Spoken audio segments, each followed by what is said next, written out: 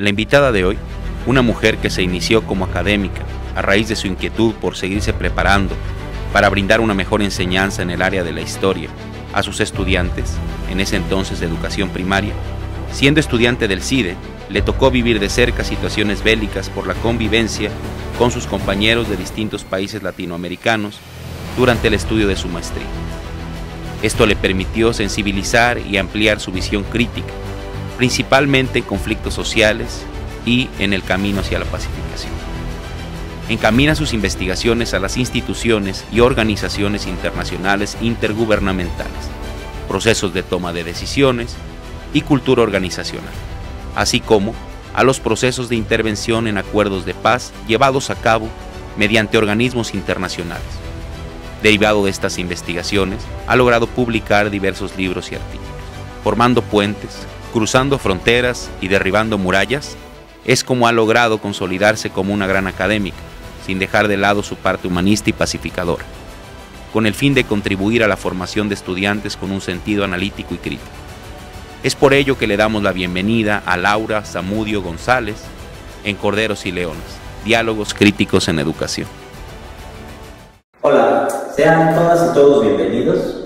Hoy estamos emocionados, contentos, seguimos en este programa de Corderos y Leones, Diálogos Críticos en Educación, con el objetivo de establecer en qué consiste la crítica, cómo tienen que ser estos diálogos y sobre todo cuál es el camino a elegir precisamente para llegar a los fines que nos establecemos. Sin lugar a dudas, hoy contamos con la presencia de una investigadora a la cual le tenemos una admiración, agradecimiento de estar con nosotros, la doctora Laura Zamudio González. Ella es investigadora en la Universidad Iberoamericana, es de profesión historiadora, tiene estudios destacados en las organizaciones internacionales y hoy nos acompaña en este programa de Corderos y Leones. Laura, bienvenida. Muchas gracias, un placer estar con ustedes.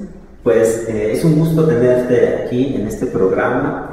Básicamente nos interesa en este primer momento escucharte, sobre todo en la parte de cómo en tu vida académica, que ha sido una vida académica fructífera, cómo es que logras el tono crítico, cómo es que logras estas transformaciones. Y para empezar, Laura, me gustaría un poco preguntarte cómo es que de entrada decides estudiar historia, la estudias en la UNAM, ¿no? Y es pues tu primera decisión.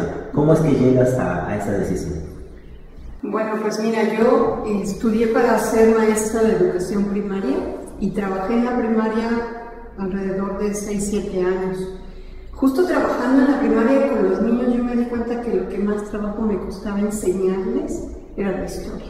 Siempre les parecía aburrida, les parecía poco útil, les parecía cansada y yo sentía que no tenía, ¿no?, el instrumental y tampoco los conocimientos pues muy profundos de la historia para pues enseñarles una historia, pues también una historia crítica, no solamente la historia formal que nos proponía el sistema educativo que venía en los libros, ¿no? La historia de los héroes, la historia nacional que sirve para pues también pues mantener al poder y legitimar al poder y al sistema político. Entonces yo sentía que esa parte yo no la tenía bien trabajada y decidí pues estudiar la licenciatura en la historia en la UNAM, que fue para mí pues muy enriquecedora, porque realmente sí pude ver eso que quería yo ver, que es la historia de los vencidos, la historia de los movimientos sociales, la historia de pues la crítica, ¿no?, a los sistemas políticos, la crítica que va en contra de la educación como mecanismo y la historia como mecanismo para legitimar el poder. Entonces me gustó mucho estudiar historia en la UNAM y pues ahí tuve de todo tipo de influencias, incluso llegué a tener un profesor que era ruso, que venía de Rusia y que formaba parte del Partido Comunista y entonces pues era muy enriquecedor trabajar con el materialismo histórico y toda la perspectiva marxista también de la historia, la visión histórica marxista, que pues es una visión teleológica, pero también es una visión pues de lucha, ¿no? Es una visión muy interesante. Entonces, pues eso fue, por eso estudié historia en la UNAM. Y me parece bien interesante esto que comentas de la inquietud, es decir, tú has comentado ver la historia de los vencidos, ¿no? Es decir, en algún punto podríamos decir más bien la historicidad, ¿no? Y no la historia, ¿no? Y aquí me gustaría preguntarte, ¿por qué consideras que llegamos como país precisamente a tener así la historia, los héroes, esta parte lineal, ¿no? ¿Por qué llegamos a esa parte, en tu opinión? Pues porque la historia la escriben los que tienen el poder, ¿no? La historiografía es una historia escrita por quienes tienen el poder. Entonces en el país, pues así fue, ¿no? Desde el periodo colonial, pues se vino trabajando esa historia y esa historiografía también, y pues se consolidó con la Revolución Mexicana y el encumbramiento del Partido Revolucionario institucional, y cómo ensamblaron toda esta estructura, ¿no? de legitimidad del poder. Entonces, pues por eso la historia la escriben, fue la primera lección que me enseñaron a mí. La historia la escriben los vencedores, no los vencidos. Entonces esa fue la primera lección que me quedó grabada.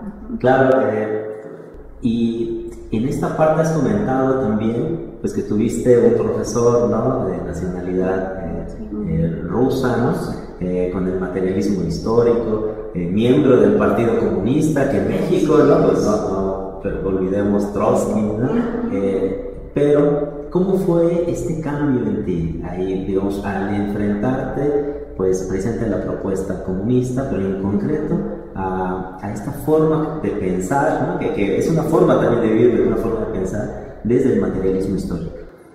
Bueno, sí, pues sí me cambió, ¿no? La vida, o sea, sí tuve una época de mucha lectura de esos textos. Sí me fue muy atractivo el planteamiento, aunque también tenía yo profesores mucho más conservadores que también nos daban la otra versión. Por ejemplo, leíamos bastante también Octavio Paz y la revista Vuelta. Entonces era una versión completamente diferente del comunismo, el comunismo real, el socialismo real.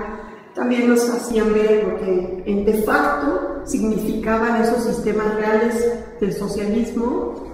No era siempre lo que planteaba la teoría del materialismo histórico y el proyecto del comunismo de Marx y de Lenin. Entonces creo que tuve una visión así como bastante equilibrada, ¿no? Porque también leíamos mucho también la literatura de los conservadores mexicanos, de Lucas Alamán.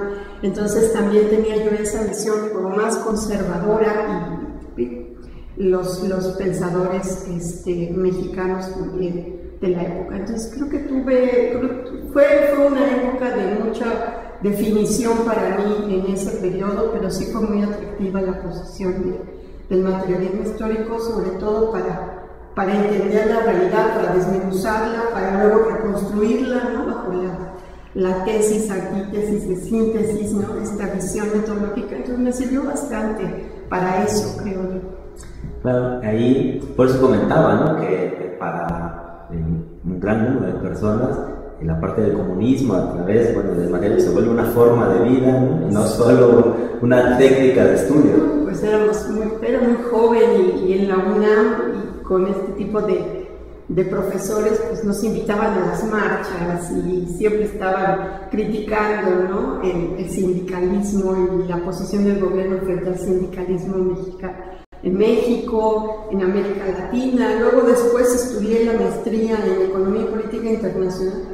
Tuve una cantidad de compañeros que eran de Sudamérica, de Cuba, de Centroamérica, que venían habían vivido revoluciones, la revolución nicaragüense, la revolución en El Salvador, les había tocado vivirla a ellos, a sus familiares. Entonces, pues sí, fue una experiencia también muy rica. Creo que esa parte también de conocer personas que les había tocado vivir de cerca estos movimientos revolucionarios, pues también fue aleccionadora para mí, y me generó un poquito de cautela, al final de cuentas, también sobre sobre socialismo real, ¿no? Que pues era sí lo idealicé, o sea, sí llegué a idealizar estas sociedades en mi periodo universitario. Pero sobre todo, como comentas, tener estos compañeros, compañeras, ¿no?, que habían vivido las revoluciones, seguro que matiza, ¿no?, la idea o el concepto, ¿no?, del comunismo. Sí, pues sí, les tocó periodos en El Salvador, por ejemplo. Después me clavé mucho en la revolución de El Salvador y en el proceso de pacificación de El Salvador por dos compañeros salvadoreños que estuvieron conmigo en la maestría, y pues recuerdo haber vivido muy bien esa revolución, el día que, en el 79, que fue cuando entró el movimiento revolucionario en la capital. Ellos estaban, ellos narran, ¿no? No fue en el 79, ¿verdad? Fue después, fue más adelante, en el 90, cuando ya entra, 91, 92, que entra el movimiento a la capital. Pues ellos estaban conmigo y me tocó vivir su angustia y la situación que estaban pasando sus familias y los resultados de la revolución, que tampoco lograron mover la élite política y cambiar el partido político y construir una nueva sociedad de tipo socialista como ellos querían. Quedaron resultados muy matizados. Al final, pues, fue una revolución que logró básicamente incorporar a la izquierda y la extrema izquierda al sistema electoral salvadoreño. No lograron más que eso, no lograron cambiar el poder, sustituir el poder, no lograron todo lo que planteaban. Ese fue un costo familiar, personal muy grande. Entonces sí, me matizó bastante esos movimientos, pues los viví más de cerca con las personas que vivían conmigo, y sí me matizó bastante. Sí. Y bueno, ya has mencionado dos grandes temas, ¿no? El poder, ¿no?, como objeto de estudio, ¿no?, estamos hablando en términos académicos, ¿no? Pero por otro lado, los procesos de pacificación, que de hecho es un tema dentro de tu obra, ¿no? Exacto, sí. ¿Cómo los relacionaste? Pues bueno, mira, digo, yo cuando estudié la maestría en Economía y Política Internacionales en el CIDE, y en esa época pues me tocó vivir todos estos procesos y conocer a todas estas personas, y a partir de allí, bueno, pues para mí era muy importante entender cómo transicionas de una situación de conflicto o de alto nivel de violencia a una situación de menor nivel de violencia y que es posible de una pacificación duradera, estable. O sea, ese proceso de transición para mí es muy importante porque no solamente aplica para cuando un pueblo vive una revolución y después entra en un proceso de paz, sino que en sociedades incluso hoy como en México, como la nuestra, donde hay altos niveles de violencia, pues la pregunta es cómo transicionamos a una sociedad menos violenta. Entonces esa siempre ha sido una pregunta para mí muy importante, ¿no? Entonces dije, bueno, quiero estudiar ese proceso de transición. Como mi maestría era en Economía y Política Internacional, pues lo hice desde instituciones internacionales, el papel de actores internacionales en esos procesos. Y pues a eso me he dedicado los últimos años, ¿no? Tratar de entender las intervenciones de actores internacionales en procesos internos, ya sea de corrupción, procesos de estabilidad o pacificación, porque pues creo que es relevante. Y bueno, lo que yo he trabajado y lo que he descubierto es que tiene que ver mucho con la organización, la coordinación de los actores, el diálogo político, ¿no? Todos esos son elementos importantísimos. Incluso la educación de los actores sociales es importante en esos procesos, porque tú no puedes transicionar de una sociedad violenta a una sociedad estable si no hay mecanismos de búsqueda de la violencia, búsqueda de la verdad, de justicia transicional, pero también de un nuevo paradigma de vida, de un nuevo paradigma de sociedad, donde tienes que educar a que la gente se reconcilie, tienes que generar entornos que permitan la reincorporación de quienes combatieron, tienes que generar mecanismos de tejido social y hay mucho de educación allí en estos procesos.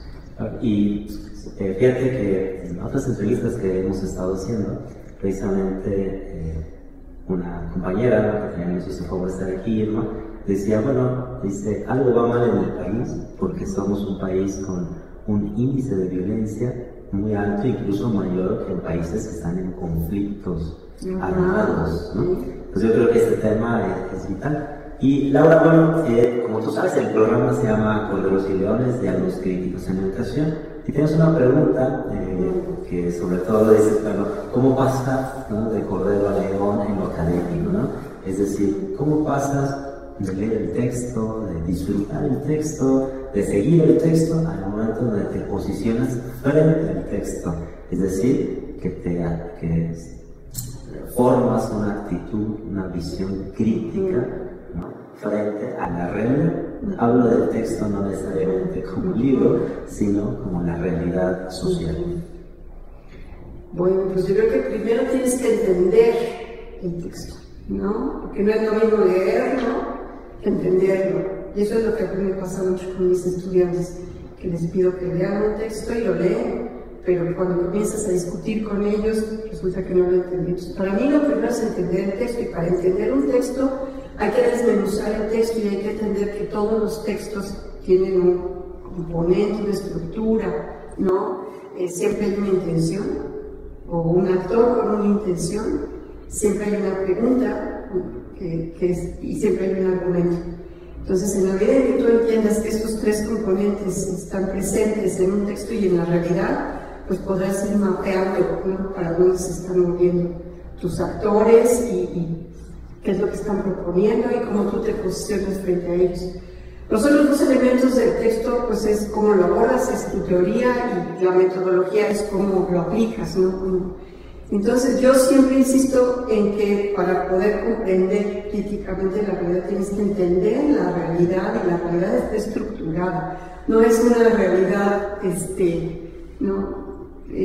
así contingente, está estructurada, hay actores con intereses, con que se hacen preguntas y que proponen resolver esas preguntas o esos problemas, y que tienen una propuesta con base en un acercamiento teórico y una visión metodológica. Entonces creo que eso es crítico, entender eso para poder mapear todo esto. Y bueno, me parece muy correcto lo que nos estás comentando. ¿Y tú en qué momento, digamos, que llegas a esta conciencia de lo que es difícil, ¿no? Pero digamos, hacer un esfuerzo, identificarías un momento que te marque y dices, claro, empecé a tener precisamente esta visión crítica? Sí, bueno, pues mira, yo creo que fue, pues bueno, sin duda fue a partir de mi acercamiento con el materialismo histórico y el planteamiento marxista, que es una paradigma diferente, ¿no? Es una visión diferente.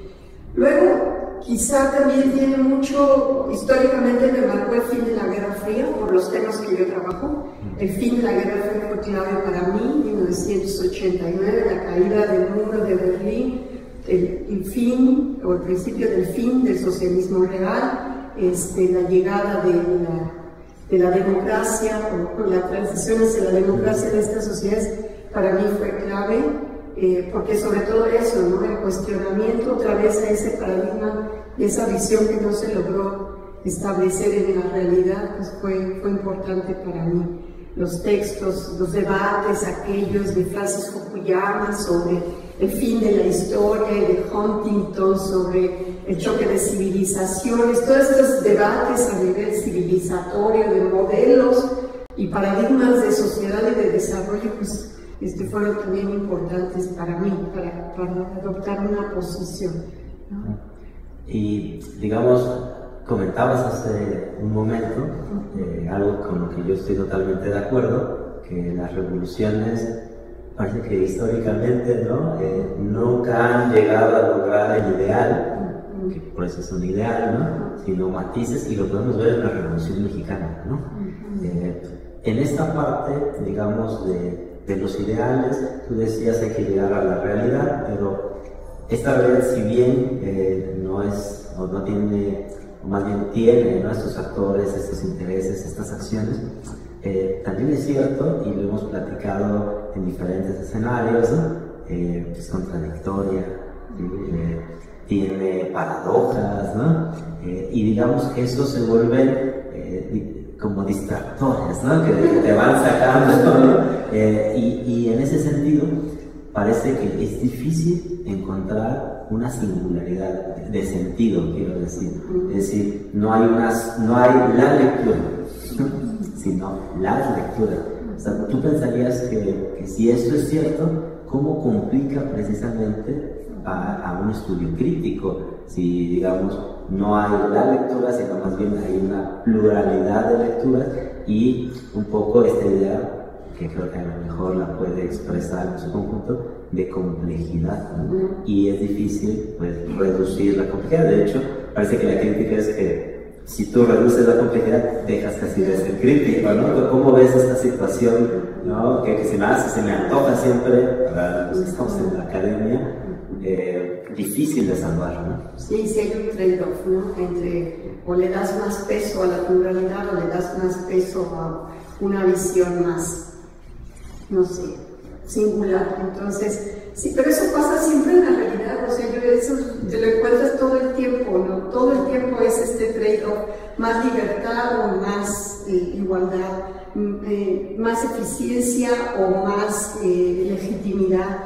O sea, quienes estudiamos, tú lo sabes porque estudias también organización, quienes estudiamos organizaciones y tratamos de aproximarnos a la realidad a través de también estas organizaciones, siempre hay ese trade-off, o sea, ¿a qué le das prioridad? Entonces, yo creo que eso es parte también de la realidad en la que vivimos.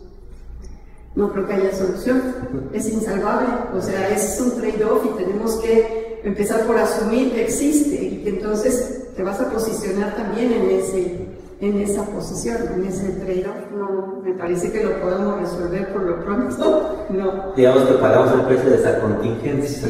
Sí, mientras es consciente, claro, ¿no? Y de que es un trade-off. Claro. Entonces... Y bueno, llegamos a este programa, tenemos 6 preguntas clave, ¿no? Con las cuales pues nos vamos a dirigir a educación, Laura. Yo sé que tú no has estudiado, bueno, sí tienes un estudio, ya nos comentaste, de educación básica, ¿no? Pero también sé que eres una académica activa, hoy en día tienes responsabilidades de dirección académica, ¿no?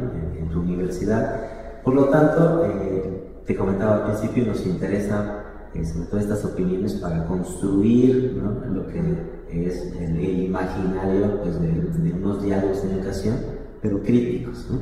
Y aquí sí pensamos que tenemos como una responsabilidad académica establecer diálogos en educación desde la crítica. ¿Cuál tú considerarías que debe ser ese fin? ¿Qué fin debe tener? Esto es un poco porque la crítica de pronto, pues, se puede ir en un sentido que, pues, es como la posición en contra, ¿no? Y esas visiones, históricamente hemos visto que no nos dirigen, no nos encausan, no necesariamente porque la crítica tenga que ser pragmática, sino más bien porque parece que necesita un fin, un norte, una orientación. Si fuera esto, ¿cuál tú verías que estos diálogos en educación críticos deberían tener? Pues yo creo que tendrían que dirigirse a ayudarnos a entender toda esta situación muy nueva en la que estamos, que tiene que ver con esto de la posverdad, el desarrollo de las tecnologías y la comunicación. Por un lado son muy buenos, pero por otro han generado y están generando muchas dificultades para entendernos como sociedades. Entonces yo creo que esta discusión, el saber identificar y leer la realidad y entender cuándo se están construyendo argumentos que no tienen un sustento real, sino que se construyen para otras finalidades, por otras razones. Creo que es muy importante. Yo estoy sintiendo a mi generación de estudiantes pues muy perdidos entre tanta tecnología, entre tanta información, pero también en esta discusión de la posverdad, en donde ya no sabes bien a bien quién tiene la razón, cuál es el argumento más fuerte, porque todo se construye y a veces es una construcción, pues es una construcción muy endeble en términos y no se conocen a veces o no se dicen los efectos que van a tener las políticas que se van a seguir, y no se conocen los efectos de las decisiones que se están tomando. Entonces sí siento que estamos como inmersos en un remolino de gran discusión, de mucha información, de muchas opiniones, de pluralismo, donde todo el mundo tiene y afirma tener derechos, donde todo el mundo plantea hay que incluir, hay que ser inclusivos, pero al final hay un trade-off y estamos como una situación muy compleja. Entonces yo creo que nos tendrían que ayudar a leer mejor la realidad y a entender estos pues debates del momento de la posverdad, de la vuelta de los populismos, de la vuelta de los nacionalismos y de todos estos temores que hoy tenemos. Tienen que ayudarnos a tener quizá más certidumbre. Y como tú decías, entiendo, sería comprender estas relaciones, que de suyo ya sería pues clave. Yo ahorita con esta experiencia me recordaba un texto precisamente de Walter Benjamin, donde lo hace precisamente para, fíjate, más o menos en 1948, si mal no recuerdo, precisamente lo que anunciaba era que los medios de comunicación, ya no hablábamos de las tecnologías de la información, pero que los medios de comunicación estaban idiotizando, ¿no? Era la traducción más cercana al español, estaban idiotizando a las generaciones, ¿no? Sí. Que íbamos a hacer nosotros en esa parte, ¿no? Pero fíjate con esto que dices, cómo ¿no? esa discusión es vigente, ¿no? Sí, no, totalmente, y más ahora las nuevas generaciones pues traen aquí el celular y todo el tiempo tienen información a la mano, pero muchas veces no saben, ¿no?, cómo manejar esa información, no tienen una posición crítica, no saben cómo construir esa posición crítica.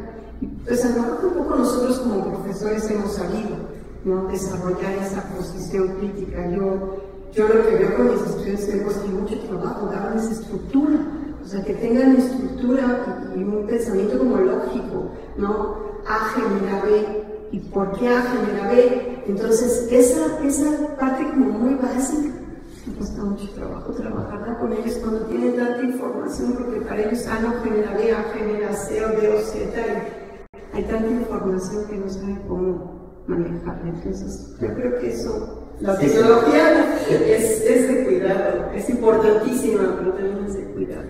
Sí, fíjate que un poco tal vez para cerrar esta pregunta, me quedé pensando en lo que comentabas hace unos instantes, precisamente esos procesos de pacificación. Y en una sociedad en la cual creo que la mayoría podríamos coincidir, lo que hablábamos de que la mexicana, pero podríamos hablar bien de lo global, hay un exceso de violencia, ¿no? Y tú dices algo clave, ¿no? En los procesos de pacificación también tiene que ver la educación de las personas, de los actores que estamos ahí, ¿no? Yo creo que ese también sería un elemento pues clave hacia un fin, ¿no?, de lo que tenemos que discutir, porque tal vez los procesos, los dispositivos, ¿no?, educativos que estamos ocupando hoy o es, no sé, quiero pensar, ¿no?, esta visión de competencia, ¿no?, tal vez, no sé, está no ayudando a estos procesos de pacificación. No sé, tú ahorita lo vas a hacer mejor que yo, pero a mí me recordé el caso de Colombia con las FARC, ¿no? Cómo de pronto la discusión era, claro, pero todos los que estamos dolidos, no podemos perdonar, ¿no? Y era un tema clave, ¿no?, el tema del perdón, que de pronto el tema del perdón normalmente lo hemos tenido en las categorías religiosas, ¿no? Entonces, mejor pasarlo, ¿no?, a la educación. No sé tú qué piensas de esto. Yo creo que es muy importante. Fíjate, en el caso de Ruanda, cuando el genocidio en Ruanda 94, que pues fue pues como su nombre lo indica, ¿no? Un proceso histórico espantoso. En un mes murieron casi 100.000 personas, de una etnia y de otra, ¿no? El proceso que vino después de toda esa situación de reconciliación ha sido educativo. Han construido sistemas educativos de reconciliación, han construido mecanismos justo para que los niños puedan recuperar su sociedad y recuperar sus lazos a través de procesos educativos, y ha sido muy exitoso, al grado tal de que hoy Ruanda participa como un actor de pacificación, ofrece actores de pacificación, ¿no? Y hoy los procesos de pacificación no son solo con soldados o cascos azules de Naciones Unidas, hoy también es con civiles, con personas de organismos de la sociedad civil que ayudan a estos procesos de reconstrucción, porque sí, se requiere aprender a reconocer al otro, a incorporar al otro, a compartir con el otro, ¿no? Entonces, Colombia es pues, también un caso emblemático en América Latina, porque pues efectivamente en América Latina una de las guerras más prolongadas que ha habido ha sido esta, y el proceso de pacificación en Colombia pasó por un desarrollo también innovador de mecanismos de reconstrucción, de rechura, digamos, de rechura de los guerrilleros a ciudadanos, ¿no? Entonces es un proceso de reeducación a sus familias. Los niños soldados los tienes que reeducar también, o sea, sí es un proceso educativo. Sí necesitamos mucho que la educación atienda también los problemas de violencia, no solo el bullying, ¿no? Que es un problema que ya vemos en las aulas, sino estos otros problemas de violencia que están fuera de las aulas y que tenemos que cada vez más, porque, bueno, como mi visión es de internacionalista, los problemas nosotros los estamos viendo fuera de las fronteras. Entonces también tienes que educar a las sociedades a entender que hoy los problemas no los resuelves como país tú solo, tienes que cooperar con otros. También tienes que reeducar a las personas en la noción de soberanía, en la noción de territorialidad, en la noción, porque todo eso tiene que cambiar, porque necesitamos más cooperación transnacional, porque eso es lo que estoy yo viendo desde este lado, ¿no? Sí, entonces sí creo que la educación tendría que tener un eje en el tema de violencia y en los procesos de reconstrucción, llamémosle de solución de controversias o solución de conflictos técnicas que se aplican a nivel internacional, los buenos oficios, la mediación, la conciliación, el arbitraje, todo esto, pero para comunidades, para grupos locales, reconstrucción a través de mecanismos de conciliación, mediación, construcción comunitaria de tejido social y de paz, digamos, paz social. Sí, definitivamente. Hace rato mencionabas un poco las organizaciones, ¿no? Los que estamos intentando estudiar las organizaciones, y mencionas un concepto clave que sería la cooperación.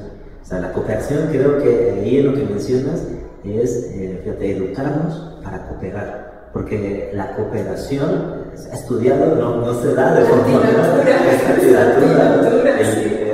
Diría el género egoísta, ¿no? Porque te digo, Dawkins lo que diría es que el gen egoísta es lo que nos mantiene vivos, ¿no? Porque eso sería, parece, si seguimos la natura, ¿no? Pero precisamente como tenemos una condición social, es la cooperación, y me quedé pensando inmediatamente, bueno, tú y yo trabajamos en universidades, no es común el trabajo entre universidades. No, es muy complicado en las áreas, ¿no? Sí. Ahora en todas las organizaciones hay división, competencia por recursos en las áreas de las organizaciones. Las universidades quizá más, porque como ahí tú tienes pues un recurso que es el recurso del... Pues el recurso es un conocimiento especializado, tienes tienes personas capacitadas, pues es como la administración, tienes que administrar pues a estas personas con estos conocimientos. Sí, y diversas, ¿no? Muy diversas. Y luego entre las universidades, ese sería inter, ¿no? Inter e intra. E intra. Sí, así es. Sí, yo creo, fíjate cómo ahí en esto del film me has ampliado la visión, ¿no? De lo que tenemos ahí, porque te decía al principio, yo lo que pensaba era la competencia, pero ve, ¿no? Cómo esto llega más bien a visibilizar situaciones que damos por sentadas, ¿no? Y que invisibilizamos, ¿no? En este caso. No. Y en ese sentido, Laura, ¿cuál es, aunque ya nos lo has dicho un poco, ¿no? Pero por hacer la pregunta en específico, ¿cuáles crees que serían los tópicos, la agenda, por así decirlo, que tú verías mínima, ¿no? Si lo queremos preguntar, ¿no? Puede ser inmensa, ¿no? Para unos diálogos críticos en la educación.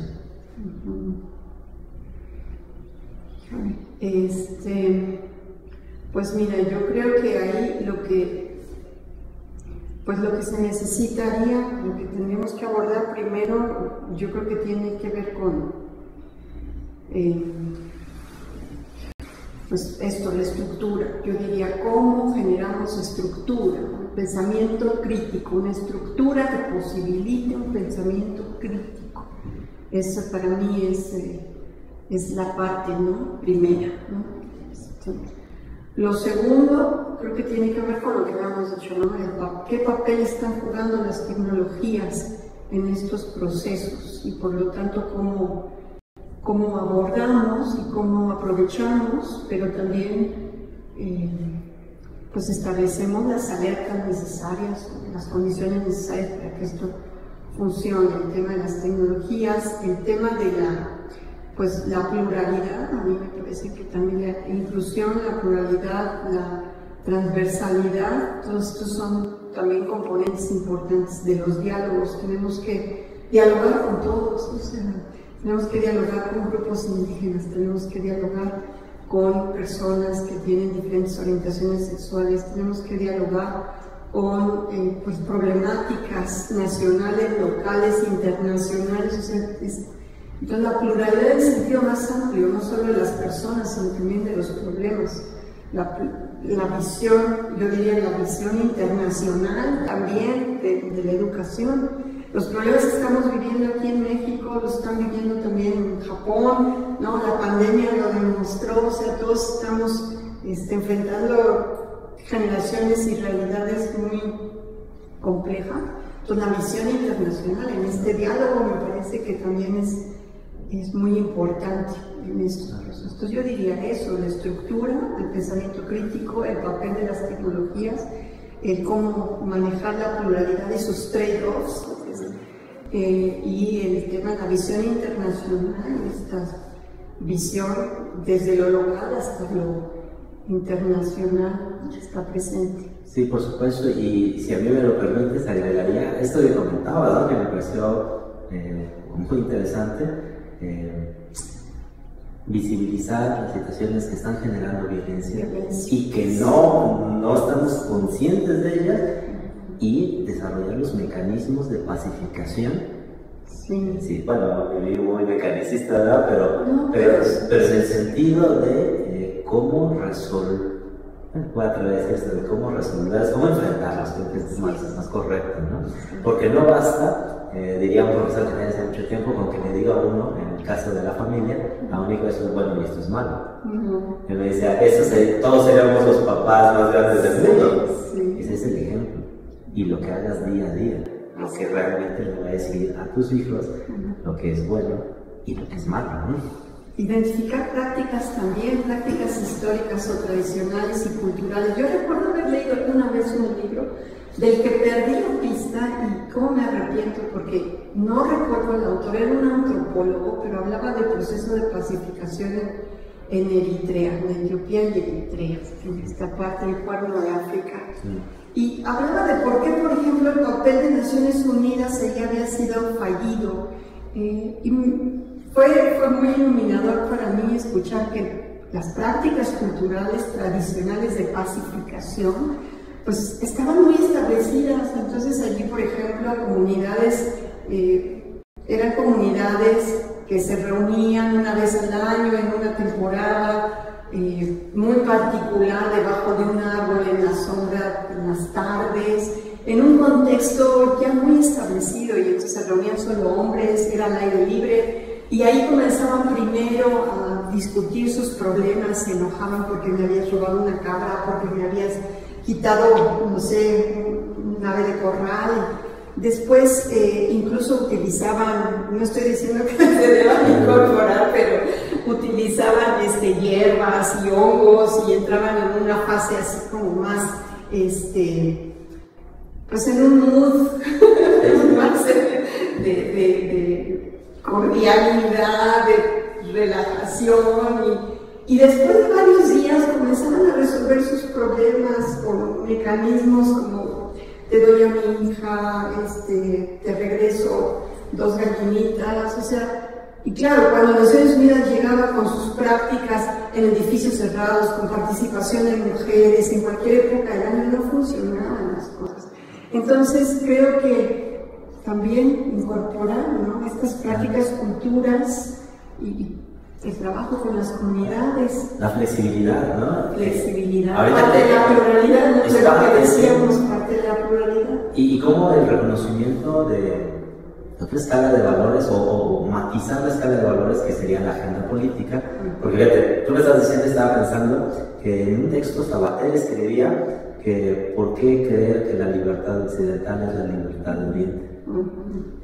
Cuando tú llegas a ser el mismo imperialista que estás criticando, ¿no? Entonces creo que eso es clave ahí. Y bueno, tenemos otra pregunta aquí que, con todo lo que me has dicho, creo que ya lo has caracterizado muy bien, pero por el ejercicio, es ¿qué características asume estos diálogos en educación en el sentido de la crítica? Porque lo que estamos buscando es establecer unos diálogos críticos en educación. Ya me has dicho muy bien la agenda, ¿no? Pero esta crítica de todo lo que me has platicado, ¿cuál tú crees que sería? Ese debe ser el distintivo, ¿no?, de estos diálogos críticos en educación. Quizá empezar por la educación misma, o sea, tenemos que criticar la educación y el modelo educativo que estamos desarrollando, porque yo cuando estudié en la normal, recuerdo que me enseñaban que la educación me tiene que servir para resolver problemas. Si no te sirve para resolver problemas, pues algo está fracasando, ¿no? Entonces, yo creo que el modelo educativo es ese: cómo le estamos enseñando a los chicos a resolver los problemas, que son problemas hoy, problemas muy difíciles, problemas perversos, como le llaman la literatura, ¿no? ¿Cómo les ayudamos a resolver problemas como el cambio climático, problemas como las pandemias, problemas como la violencia y la corrupción endémica, estados fallidos, criminalidad transnacional? O sea, ¿cómo hacemos para que la educación resuelva o ayude a resolver esas problemáticas? Porque para mí la escala a esto es enorme, ¿no? Y el modelo que tenemos no está funcionando, porque es un modelo que sigue siendo muy tradicional, en donde pues, no hemos podido quitarnos encima el tema de la educación memorística, no hemos podido quitarnos el tema de la educación nacionalista. Entonces, sí creo que pues, o la visión muy endogámica, muy cultural, ¿no? También, cuando la propia cultura necesita dialogar también con otras culturas, o sea, no es que tengamos que volver a lo nacional, lo mexicano, lo cultural, tenemos que dialogar con otros para resolver esos enormes problemas que tenemos. Yo diría el modelo, ¿cómo hacemos para que los chicos, bueno, pues tienen que tener visión del mundo, tienen que tener experiencias, de preferencia experiencias en otros modelos, culturas, tienen que tener capacidad de diálogo, de escucha con otras culturas? O sea, yo sí creo que eso es también muy enriquecedor, y pues nuestro modelo tiene que ser un modelo más Primero, que genere más cooperación, que enseñe más cooperación, que enseñe más coordinación. Cooperación y coordinación pues son diferentes. Que enseñe también más coordinación, más investigación. O sea, yo creo que también la educación más importante es cuando investigas. Cuando realmente investigas cómo resolver los problemas y te haces preguntas y tratas de generar argumentos desde una posición teórica, aprendes un montón. Entonces sí creo que podríamos desarrollar nuestro modelo educativo más con base en competencias, pero también orientado a procesos de investigación, generar estos escenarios en las clases, que ellos puedan investigar y hacer su marco. Sí, estoy totalmente de acuerdo con la crítica que lleva a la transformación.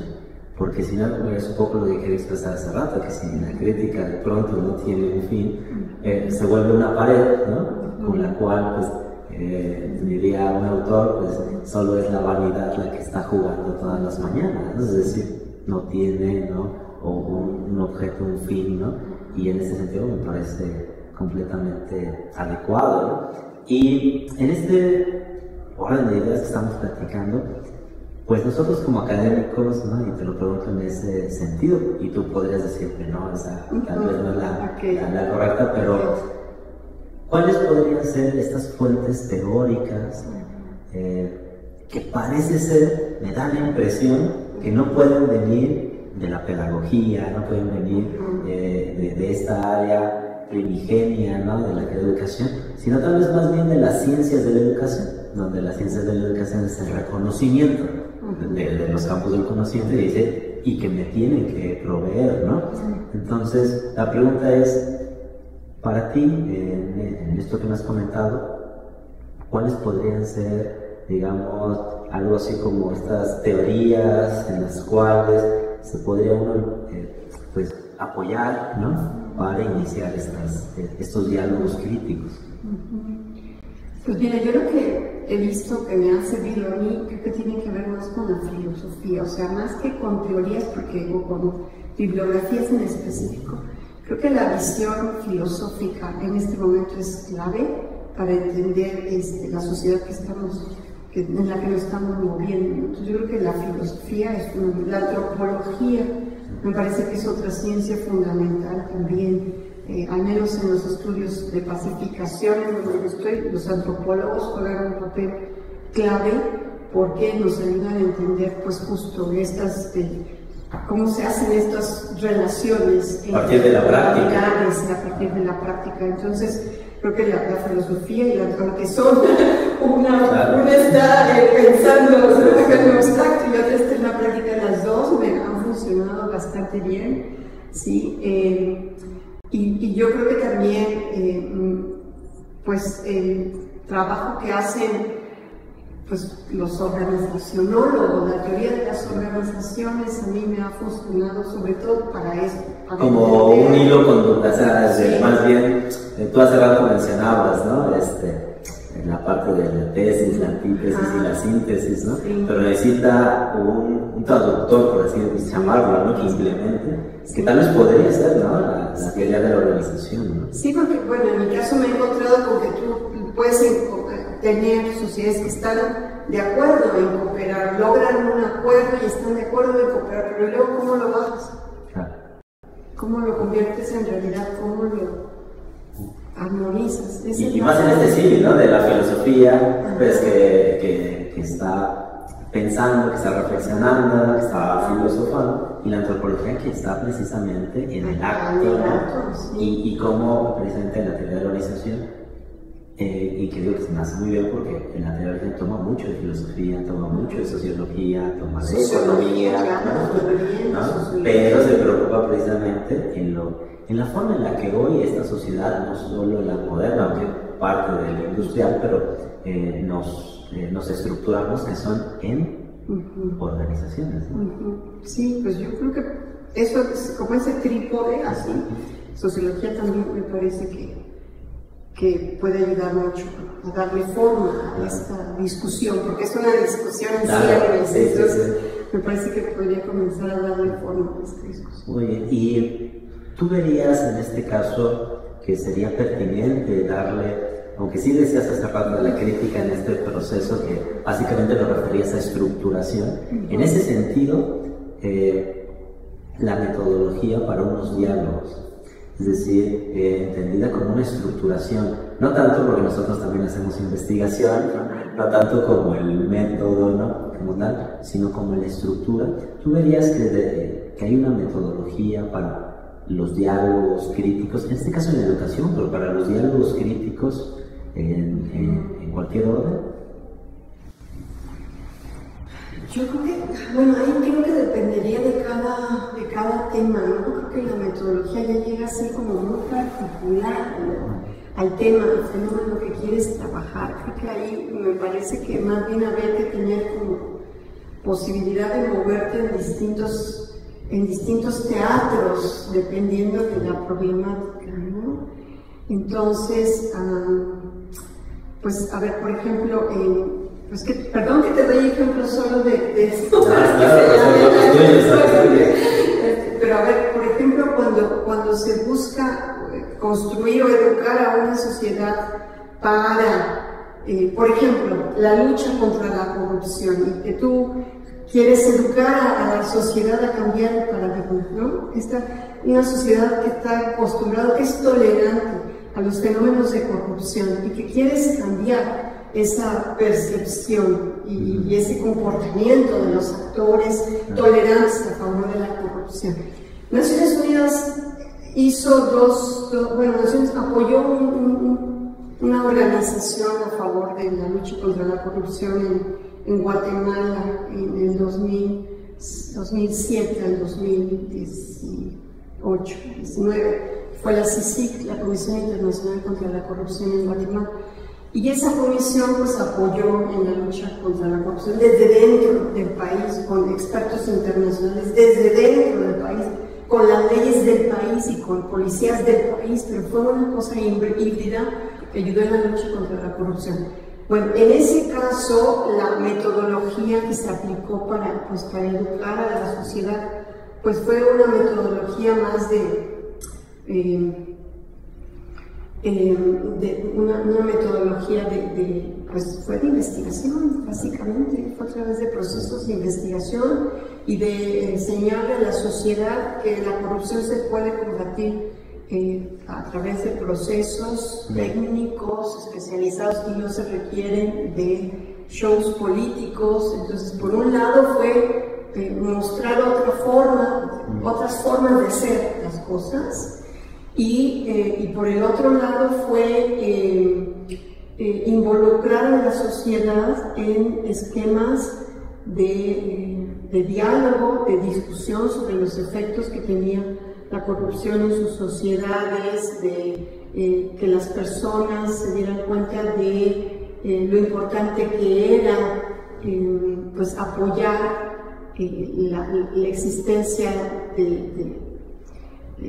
el acceso y la selección de los jueces, la creación de nuevos tribunales, la creación de nuevas leyes, o sea, el ir educando a las personas a través de un proceso de vivencia, ¿no? O sea, entonces son casos como muy diferentes, no sé, ahí me parece que depende de cómo quieras tú, o cómo es el tema, o cómo es el problema, más bien.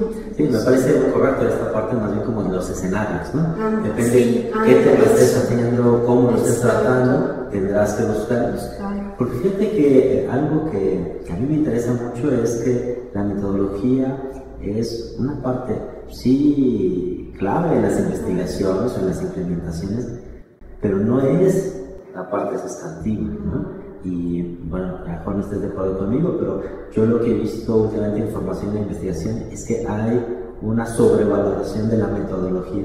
Es decir, todo es metodología y parece que la metodología es lo que te da la validez y la verdad de tu investigación, ¿no? Cuando, bueno, es una parte, ¿no? Sí. Pero no es la única parte, sí, ¿no? No, definitivamente. Se vuelve muy instrumental. Es el resultado, ¿no? Exactamente, ¿no? El resultado que tú estás teniendo. Sí. Bueno, mira, la última pregunta de esta etapa, ¿no? Que tiene que ver, ¿por qué, si es que lo encuentras de esa forma, ¿por qué realizar o entablar diálogos críticos en educación o estas presentes discusiones, ¿no?, en educación en estos tiempos? Pues es que la educación no tiene un periodo de vigencia, ¿no? O sea, la educación se requiere todo el tiempo. Se requirió para salir de las cuevas, ¿no? Y ahora se requiere para regresar a las cuevas, porque con la pandemia estamos regresando a las cuevas. Yo creo que sí, la educación es parte intrínseca del ser humano, ¿no? Entonces, siempre estamos buscando aprender.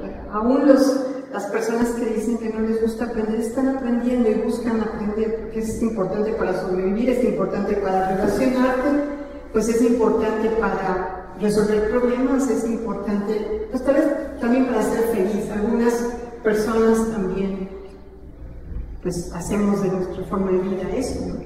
Entonces yo sí creo que es importantísimo discutir el modelo de educación que tenemos, porque la realidad se está moviendo aceleradamente. Entonces hoy todo tiene que cambiar muy rápidamente. Nuestros paradigmas, nuestras aproximaciones, nuestras teorías, nuestros instrumentos, todo el tiempo tenemos que estar cambiando aceleradamente con la realidad. Entonces la educación siempre está en marcha con la realidad. ¿Por qué ahora? Pues ¿por qué ahora y por qué ayer y por qué siempre? Creo que es la misma razón, porque es fundamental para nuestra sobrevivencia también como especie. Más ahora creo que, o ahora es mucho más visible, ¿no?, que antes. Sí, claro, estoy muy de acuerdo, ¿no? Contigo. Bueno, pues entramos ya a la última parte de esta entrevista, que te agradezco mucho, que me ha enriquecido de manera personal. Mira, este es un juego de palabras. Okay. ¿No? Te voy a decir unas palabras y tú me dices qué te significan, ¿no? Okay. Educación. Educación, un reto. Sociedad. Sociedad, problemas. Diálogo.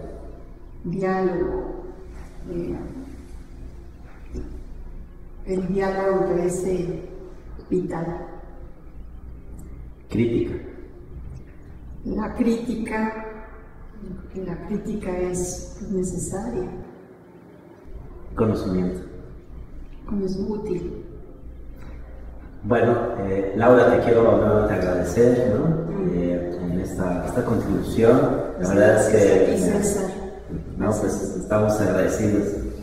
Bueno, pues con esto llegamos a la parte final de esta entrevista con la doctora Laura Zamudio González.